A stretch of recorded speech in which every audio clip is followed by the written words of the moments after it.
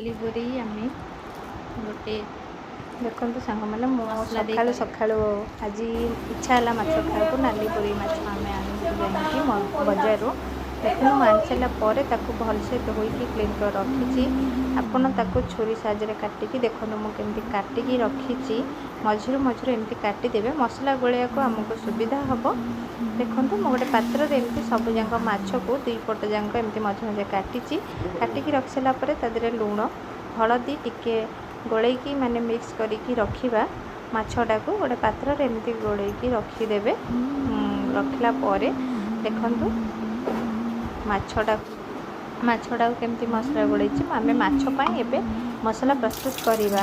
ଅଦା ପିଆଜ ରସୁଣ ଜିରା ସୋରିଷ ଲଙ୍କା ଦେଇକି ଭଲସେ ଗୋଟେ ମାଛ ପାଇଁ ଗୋଟେ ଆମେ ମସଲା ପ୍ରସ୍ତୁତ କରିବା। ଏବେ ଦେଖନ୍ତୁ ମୁଁ ଗୋଟେ ପିଆଜ କିଛି ଅଦା କିଛି ରସୁଣ ଆଉ ଲଙ୍କା ତିନିଟା ନେଇଛି। ମସଲା ମାଛ ଅନୁସାରେ ଆପଣ ମସଲା ପ୍ରସ୍ତୁତ କରିବେ।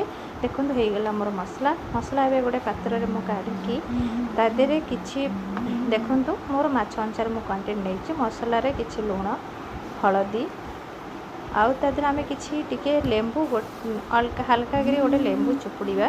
ସେ ମାଛର ଟେଷ୍ଟ ବହୁତ ଭଲ ଆସିବ, ତା ଫ୍ଲେଭର ବି ବହୁତ ଭଲ ଆସିବ। ଆପଣମାନେ ହାଲକା କି ଲେମ୍ବୁ ଚିପୁଡ଼ିକି ମସଲାକୁ ମିକ୍ସ କରିବେ। ହାତରେ ସାହାଯ୍ୟରେ ହେଉ କିମ୍ବା ଚାମଚ ସାହାଯ୍ୟରେ ହେଉ ଆପଣ ମିକ୍ସ କରିପାରିବେ। ମାଛକୁ କଟା ହେଇଥିବା ସ୍ଥାନରେ ଭଲସେ ଏମିତି ଆଙ୍ଗୁଠିରେ ଭରି ଭରିକି ମସଲା ଦେବେ। ମସଲା ଯେମିତି ଭିତରେ ରହିବ ଆଉ ଭଲସେ ଯେମିତି ମାନେ ମିକ୍ସ କରିଦେବେ। ଆମେ ଏଠି ଗ୍ୟାସ୍ ଅନ୍ କରିବା। ଗ୍ୟାସ୍ ଅନ୍ କରିକି ମୁଁ ଗୋଟେ ତାୱା ନେଇଛି। ତାୱାରେ ଅଲରେଡ଼ି ମୁଁ ସୋରିଷ ତେଲ କିଛି ଦେଇଛି। ଦେଖନ୍ତୁ କେତେ ଜୋରରେ ଧୂଆଁ ବାହାରୁଛି, ମାନେ ଅଲରେଡ଼ି ଆମର ତେଲ ଗରମ ହେଇଗଲାଣି। ଏବେ ଆମେ ବନେଇକି ରଖିଥିବା ମାଛକୁ ଏବେ ପକାଇବା। ଦେଖନ୍ତୁ ମୁଁ ପକାଇ ସାରିଛି। ତା ଦେହରେ ହାଲକା କି ଗୋଟା ଘୋଡ଼ଣି ଘୋଡ଼େଇ ଦେବେ ମାଛ ଟିକେ ସିଝିବା ପାଇଁ ବା ମାନେ ଭଲସେ ସିଝିଯିବ। ଏବେ ହେଇଗଲା ଆମର ପ୍ରସ୍ତୁତ ମାଛ ମସଲା, ନାଲି ବୋରେଇ ମାଛ ମସଲା।